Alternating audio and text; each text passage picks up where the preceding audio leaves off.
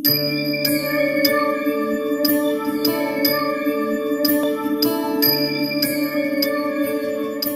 கொண்ட அம்மன் ஆன்மீக நேயர்களே வணக்கம். நான் உங்கள் அறிமுக ஜோதிடர் வெங்கடேஸ்வரன். நம்ம இப்ப எதை பத்தி பார்க்க போறோம்னா மாசி மாத பலன்களை பத்தி பார்க்க போறோம்.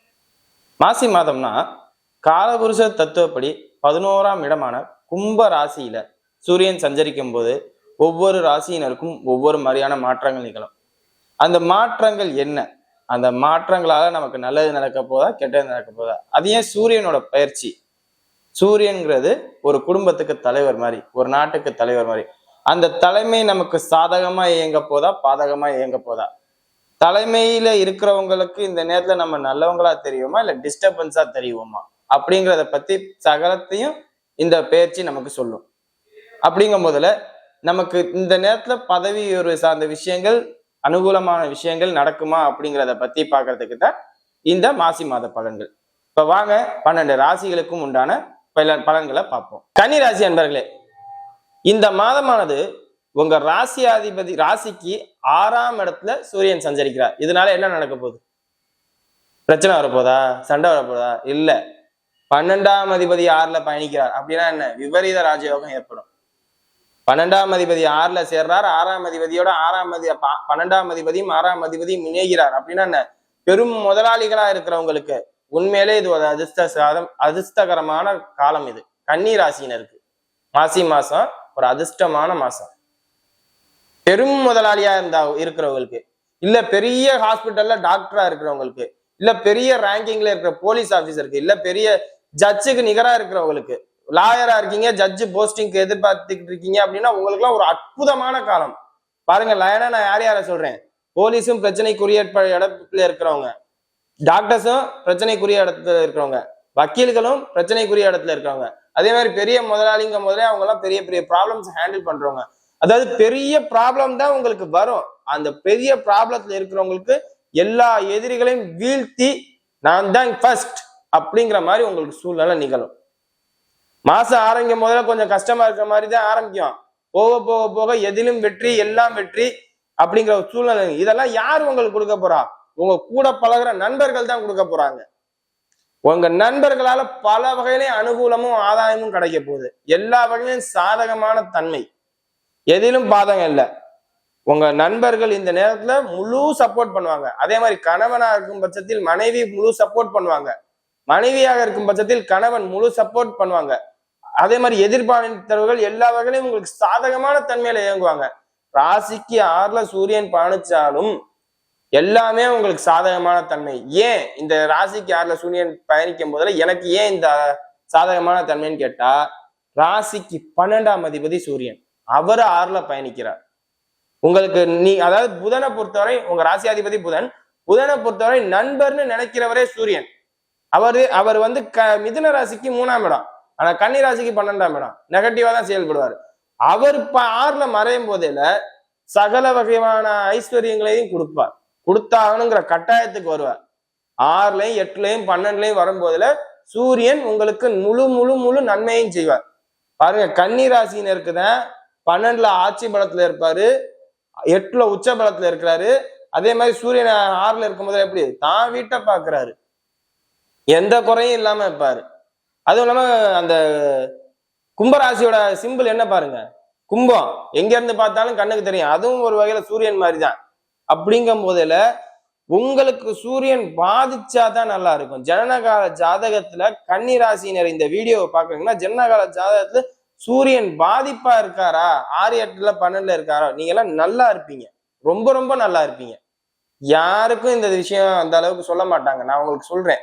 ஏன்னா 6ல வருது, எதிரிகளால் பிரச்சனை வரப்போதா, அப்படி நடக்க போதா, இப்படி நடக்க போதா அப்படின்லாம் பயப்படுவாங்க நிறைய பேரு. எந்த பயமும் இல்லை, உங்களுக்கு முழுக்க முழுக்க பாசிட்டிவான விஷயங்கள். அதே மாதிரி திருமண வயதினருக்கு இந்த நேரத்துல நிச்சயம் திருமணம் கைகூடும். 8 தேதிக்கு மேல நீங்க பொண்ணு ஸ்டெப் எடுக்கலாம். ஜனனகால ஜாதகத்தை ஒரு ஆய்வுக்கு எடுங்க. 8 தேதி ஆயிடுச்சா, மாசி 8 தேதி ஆயிடுச்சா, திருமண அமைப்பு உங்க ஜாதகத்துல இருக்கா, பொண்ணு தேடி வருங்க உங்களுக்கு. இந்த நேரத்துல நீங்க ஸ்டெப் எடுக்கலன்னா வேற எப்பவுமே ஸ்டெப் எடுங்க. அதே மாதிரி மாசி 12ஆம் தேதிக்கு உங்க ராசியாதிபதி 7ல நீச்சமாகறாருன்னு நீங்க நினைக்க கூடாது. மிதுன ராசிக்கு சொன்னதை நீங்க எடுத்துக்க கூடாது. உங்களுக்கு தனி, உங்களுக்கு கணக்கு வேற. 7ல நீச்சமாகலாம் கணக்கு எடுத்துக்க. நீச்ச பங்க ராஜயோகம் அடைகிறார். உச்ச சுக்கிரனோட சேர்ந்து சுக்கிரனை வீழ்த்தி நீங்க பலமாயிடுறீங்க, ரொம்ப பவர்ஃபுல் ஆயிடுறீங்க. திருமண அமைப்பு இந்த நேரம் சரியான அமைப்பு உங்களுக்கு. ஆணா இருக்கட்டும் பெண்ணா இருக்கட்டும் யாரா இருந்தாலும் கன்னிராசினர் ஜனனகால ஜாதகத்தை ஒரு ஆய்வு கெடுங்க. திருமண அமைப்பு இருந்துச்சுன்னா திருமணத்துக்கு உண்டான முழு ஏற்பாடும் பண்ணுங்க. நல்லா இருக்கும், ரொம்ப நல்லா இருக்கும். கரெக்டான மேட்ச் உங்களுக்கு கிடைக்கும். மேட் ஃபார் இச்சர்மாங்கள அந்த மாதிரி ஒரு சூழ்நிலையில உள்ள பார்ட்னர் உங்களுக்கு கிடைப்பாங்க. அதே மாதிரி வண்டி வாகனம் சார்ந்த விஷயங்கள் உங்களுக்கு அற்புதமா இருக்கும். குரு வக்ர நிவர்த்தி அடைஞ்சிட்டார்ல, அப்படிங்கும்போது என்ன, வண்டி சார்ந்த விஷயங்கள், திருமணம் சார்ந்த விஷயங்கள், சொத்து சார்ந்த விஷயங்கள், வீடு சார்ந்த விஷயங்கள் எல்லாமே உங்களுக்கு நல்லா இருக்கும். கால்நடை விஷயங்களும், யாரும் இந்த ரியல் எஸ்டேட் பண்றவங்களா இருந்தாலும் சரி, கால்நடை வியாபாரம் பண்றவங்களா இருந்தாலும் சரி, அதே மாதிரி உரக்கடை வச்சிருக்கிறவங்களா இருந்தாலும் சரி, கன்னிராசினர் உங்களுக்கெல்லாம் இது ஒரு நல்ல காலம். எல்லாமே சாதகமான தன்மையில நிகழும். ப்ராஃபிட்டபிள் ஜோன் இது. ஏன்னா 2ஆம் அதிபதியும் 9ஆம் அதிபதியும் உச்சமாகிறார், ராகுவோட இணைகிறார். வக்ரமாகிறத பத்தி நீங்க கவலையே பட வேண்டாம். சுக்கிரன் மாசி 15ஆம் தேதிக்கு, மாசி 12ஆம் தேதிக்கு அப்புறம் 17ஆம் தேதிக்கு அப்புறம் வக்ரமாகிறாரே, எனக்கு பாதிக்குமா? மாசி 5க்கு அப்புறம் 7ல என்னோட ராசியாதிபதி நீச்சமாகிறாரு, எனக்கு பாதிக்குமா? எதை பத்தியும் கவலைப்பட வேண்டாம். ஃபுல் அண்ட் ஃபுல் சாதகம் தான். ஏன்? உங்க ராசியாதிபதி நீச்ச பங்க ராஜயோகம் அடைகிறார். அதே மாதிரி ராசிக்கு 12ஆம் அதிபதி 6ஆம் இடத்தில் விபரீத ராஜயோகம் அடைகிறார். அப்படிங்கும் போதுல சகல வகையா அதே மாதிரி அதோட நிக்குதா, ராசிக்கு 6ஆம் அதிபதியும் 12ஆம் அதிபதியும் இணைக்கிறார்கள். அப்படிங்கும்போது நிச்சயம் உங்களுக்கு ஏதோ ஒரு சாதகமான தன்மை வியாபாரத்துல நடந்தே தீரணும். தொழில் ரீதியா உங்களுக்கு பெரிய நல்லது நடக்கணும் இந்த நேரத்துல. தொழில் ரீதியாவும் சரி, குடும்ப ரீதியாவும் சரி, உங்க பேச்சால உங்களுக்கு ஒரு சாதகமான தன்மை. அது வாக்கு சாதுரியம்பாங்கல்ல, அந்த மாதிரி சூழ்நிலை நடக்கும். சாமர்த்தியமா பேசி தான் காரியத்தை சாதிச்சுக்கிட்டாரு அப்படிங்கிற ஒரு பேரு உங்களுக்கு கிடைக்கும். பிள்ளைகளால் அனுகுணமான பேரு. உங்க பசங்க இப்ப இந்த கன்னிராசினரோட பசங்க இந்த நேரத்துல 10th 12th எழுதினீங்கன்னா நல்ல மார்க் வாங்குவாங்க. அதாவது நீங்க அவங்க முன்னாடி டம்மியாவும் என் பையன் கெத்து அப்படிங்கிற மாதிரி உங்க வாயில இருந்தே சொல்ல வைப்பாங்க, இல்ல என் பொண்ணு கெத்து அப்படின்னு உங்க வாயில இருந்தே சொல்ல வைப்பாங்க. அதே மாதிரி எதிரிகளால் ஆதாயம் கிட்டும். உங்களை யாராவது எதிர்த்து பேசுறாங்க, பிரச்சனை பண்றாங்கன்னா நீங்க சண்டை போடணும்னு அவசியம் இல்லை, கண்டும் காணாம போய் பாருங்க, உங்களுக்கு அவங்களால நிச்சயம் ஆதாயம் உண்டு. பல வகையில சாதகமான தன்மை. வீடு சம்பந்தப்பட்ட விஷயங்கள், வீடு எதுவும் கட்டணும்னு நினைக்கிறீங்களா? இல்ல ஏற்கனவே கட்டி இருந்த வீடு நின்றுக்கும், வக்ரமா இருந்துச்சுல, கட்டி இருப்பீங்க, பாதி எழுந்திருக்கும், பாதி அதுக்கு மேல கண்டினியூ பண்ண முடியாம கஷ்டப்பட்டிருப்பீங்க, அதெல்லாம் இப்ப நிவர்த்தி ஆகும். ஏன்? குரு வக்ர நிவர்த்தி அடைஞ்சிட்டாரு. அப்படிங்கும் போதுல அந்த தன்மை வீடு திரும்பவும் கட்ட ஆரம்பிக்கிறதுக்கு உண்டான சூழ்நிலை நடக்கும். ஏற்கனவே பிளான் போட்டிருப்பீங்க, வீடு கட்டாம இருந்திருப்பீங்க, இல்லாட்டி பேஸ்மெண்ட் போட்டு பாதி பில்லர் உனி எல்லாம் பண்ணிருப்பீங்க, அதுக்கப்புறம் ஸ்டெப் எடுக்காம தடைப்பட்ட அனைத்து காரியங்களும் வீடு சார்ந்த விஷயத்துல நடக்கும். அதே மாதிரி வண்டி வாகனம் சார்ந்த விஷயங்கள்ல புதுசா ஒரு வண்டி வாங்கணும்னு ஆசைப்பட்டா அந்த நேரத்துல கிடைக்கும். எதுலையும் பாதிப்பு இல்லை கன்னிராசினருக்கு, எல்லாமே சாதகமான தன்மை. வருமானம் மட்டும் இந்த நேரத்துல நீங்க கவனமா பார்த்துக்குங்க. தொழில்ல உங்களுக்கு அதிர்ஷ்டம் உண்டு, ஆனா கொடுக்க வேண்டிய பணம் உங்க கையில கரெக்டா கவனமா பார்த்துக்கோங்க. தொழில்ல உங்களுக்கு அதிர்ஷ்டம் உண்டு, பணம் உண்டு, எல்லாமே கிடைக்கும். ஆனா உங்களுக்கு காலதாமதப்படுத்தி கிடப்பாங்க. இப்ப ஒண்ணு இல்ல, ஒரு 5000 ரூபாய் பணம் தரணும்னா ஒரு 10 நாள் சென்று தரேன், ஒரு மாசம் கழிச்சு தரேன் அப்படின்னு அந்த மாதிரி ஒரு சூழ்நிலையை தருவாங்க. எல்லாமே தொழில் ஸ்தானத்துல மட்டும்தான் இந்த பாதிப்பு. ஏன்? ஏன்னா 2ஆம் அதிபதி உச்ச வக்ரம் அடைஞ்சு 10ஆம் அதிபதியோட இணைக்கிறார். அது அந்த தொழில்ல பணத்தை மட்டும் கொடுக்க விடாம பண்ணும், பாதிப்பு மாதிரி பண்ணும். அதாவது அது கைக்கு வர வேண்டிய பணம் வர விடாம பண்ணும். அதாவது இந்த கன்னிராசினர் ஃபைனான்ஸ் செக்டர்ல இருந்தீங்கன்னா உங்களுக்கு கவனமா இருங்க. ஃபைனான்ஸ் செக்டர்ல இருக்கிற கன்னிராசினர் மட்டும் கொஞ்சம் கவனமா இருங்க, மற்றபடி வேற யாருக்கும் பாதிக்காது. அதே மாதிரி தொழில் ரீதியா கொடுக்கல் வாங்கல்ல கடன் கொடுக்கறவங்களா இருந்தா கொஞ்சம் கவனமா இந்த நேரத்துல பண்ணுங்க. நீங்க இந்த நேரத்துல யாருக்கும் பெரிய லெவல்ல ஜாமீன் போட வேண்டாம். ஜாமீன் போட்டாலும் அதாவது நீங்க தான் யார்ட்டையாவது ஜாமீன் வாங்கணும்னு நினைப்பீங்க, இந்நேரம் நமக்கு ஜாமீன் சொன்னா நல்லா இருக்கும் அப்படின்னு நீங்க நினைப்பீங்களே ஒழிய நீங்க யாருக்கும் ஜாமீன் போடுற சூழ்நிலை இந்த நேரத்துல வராது. ஏன்னா நீங்க நீச்சம் உச்ச சுக்கிரனோட இணைகிறனால உச்ச சுக்கிரன் சார்ந்த நபர் யாராவது ஒருத்தர் உங்களுக்கு ஜாமீன் போட்டு உங்களுக்கு நல்ல நிவர்த்தி பண்ணி கொடுப்பாரு எல்லா சார்ந்த விஷயங்களையும். அதே மாதிரி திருமணம் அந்த அமைப்புல பெண் தேடுபவர்களா இருக்கீங்களா, இல்ல வரன் தேடுபவர்களா இருக்கீங்களா, உங்களுக்கு இந்த நேரத்துல யாராவது இந்த ஆள் நல்ல நபர், இந்த ஆளால பிரச்சனை இல்லை அப்படின்னு உங்களுக்கு சொல்லுவாங்க. சரியா? வாங்க நட்சத்திர ரீதியான பலன்கள் பார்ப்போம். உத்திர நட்சத்திரக்காரர்கள், நான் சொன்னேன்ல பெண் சார்ந்த விஷயங்கள்ல இந்த நேரத்துல உங்களுக்கு ஒரு நல்ல அமைப்பு கிடைக்கும், சப்போர்ட் கிடைக்கும். அது உங்களுக்கு தான். அதாவது உங்களை நல்லவன், கன்னிராசி உத்திர நட்சத்திரக்காரன் இவன் நல்லவன், இவன் எந்த பிரச்சனையும் இல்லாதவன் அப்படின்னு வாலண்டியரா வந்து குமியுவாங்க உங்களுக்கு சப்போர்ட் பண்றதுக்கு. இவனால எந்த ப்ராப்ளம் இல்லைங்க, நான் கேரண்டிங்க அப்படின்னு சொல்லுவாங்க. வாலண்டியரா வந்து சப்போர்ட் பண்ணிட்டு போவாங்க கன்னிராசி உத்திர நட்சத்திரக்காரருக்கு. அடுத்தது அஸ்த நட்சத்திரக்காரர்களுக்கு தொழில் ரீதியா கவனமா இருக்கணும்னு சொன்னேன்ல, அது நீங்க தான்.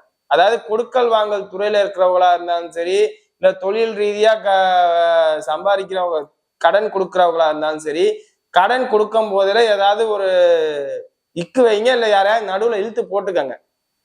நீங்க யாரையும் உள்ள இழுத்து போடாம நீங்க பாட்டுக்கு கடன் கொடுத்தீங்கன்னா பணம் வந்துடும், பல சிரமங்களுக்கு உட்படுத்தி வரும். சரியா? இல்லாட்டி கணக்கை கரெக்ட் பண்ணிடுவாங்க. இப்படி பண்ணி அப்படி பண்ணி கணக்கை குழப்பி பணத்தை இழப்பீடு மாதிரி பண்ற சூழ்நிலை நிகழ்றதுக்கு வாய்ப்பு அதிகம். சரியா? அதாவது நான் நெகட்டிவா சொல்லணும்னு நினைக்கல, தொழில் சார்ந்த விஷயத்த மட்டும்தான் அப்படி சொல்றேன். வேற எதுவும் குடும்பத்துக்குள்ள பாதிப்பு வருமா, வேற எதுவும் நெகட்டிவா வருமா அப்படின்னு கேட்டா அதெல்லாம் வராது, அதெல்லாம் நல்லா இருக்கும். இந்த வாக்குச்சாதியத்தினால் நல்ல பேர் கிடைக்கும் அப்படிங்கிறது உங்களுக்கு தான், அதுல எல்லாம் குறை இல்லை. மற்றபடி எல்லாமே நல்லா இருக்கு. இந்த தொழில மட்டும் கடன் சார்ந்த விஷயங்கள்ல கவனமா பார்த்துருங்க. அடுத்தது சித்திரை நட்சத்திரக்காரர்கள். சித்திரை நட்சத்திரக்காரர்களுக்கு தான் மருத்துவ சார்ந்த செலவு வரும். வண்டி வாகனத்தில் கவனம். என்னையா எல்லா கன்னிராசிக்கும் லயனா நல்லா சொல்லிட்டு இருந்தா எனக்கு மட்டும் ஏன் மருத்துவ செலவு சொல்றேன்னு சொல்லி திட்டாதீங்க. ஏன்னா சித்திரை நட்சத்திரக்காரர்களுக்கு வேகமும் ஆக்ரோஷமும் அதிகம். எதிரிய பணிய வைக்கணுங்கிறதுக்காண்டி நீங்க அவங்கள போய் அடிச்சிருவீங்க. நேரம் சாதகமா தான் இருக்கு. எதிரிய பணிய வைக்கணுங்கிறதுக்காண்டி அவங்கள போய் நீங்க அடிக்கலாம், இல்லாட்டி அவங்களுக்கு எதிராக செய்யறங்கிறதுக்கு வேண்டி நான் என்ன சொல்றேன், பிரச்சனை வந்துச்சுன்னா அமைதியா விட்டுருங்க. அப்படி விடும் போதிலே பாதிப்பு நீ தன்னறியாம சால்வ் ஆயிருந்தா எல்லா கன்னிராசிங்க நீங்களும் அதை ஃபாலோ பண்ணிட்டீங்கன்னா பிரச்சனை இல்லை. ஒருவேளை நீங்க அதை ஃபாலோ பண்ணலன்னா எல்லாம் உங்க பின்னாடி திரும்பிடுமா? அந்த மாதிரிதான் நடக்கும். வண்டி வாகனத்துல ரொம்ப கவனமாவும் இருங்க, எச்சரிக்கையாவும் இருங்க. நெகட்டிவா சொல்லணுங்கிறது என்னோட நோக்கம் இல்லை, சூழ்நிலை அந்த மாதிரி அமைய வாய்ப்பு இருக்கு அப்படின்னு. மற்றபடி இருக்கு, குடும்ப வாழ்க்கை, திருமண வாழ்க்கை நல்லா இருக்கு, குழந்தை வாழ்க்கை நல்லா இருக்கு, அதெல்லாம் நல்லா இருக்கு. வேகம், உங்களோட வேகத்தாலதான் பாதிப்பு வருமே ஒழிய மற்றது நெகட்டிவ் வராது. சரியா? வீடியோ இப்பதான் ஃபர்ஸ்ட் டைம் பாக்குறதா இருந்தா லைக் பண்ணுங்க, ஷேர் பண்ணுங்க, கமெண்ட் பண்ணுங்க. சேனலை மறக்காம சப்ஸ்கிரைப் பண்ணுங்க. வேற எதுவும் ஜோதி ஆலோசனை இருந்தா கீழே உள்ள நம்பருக்கு கால் பண்ணுங்க. நன்றி.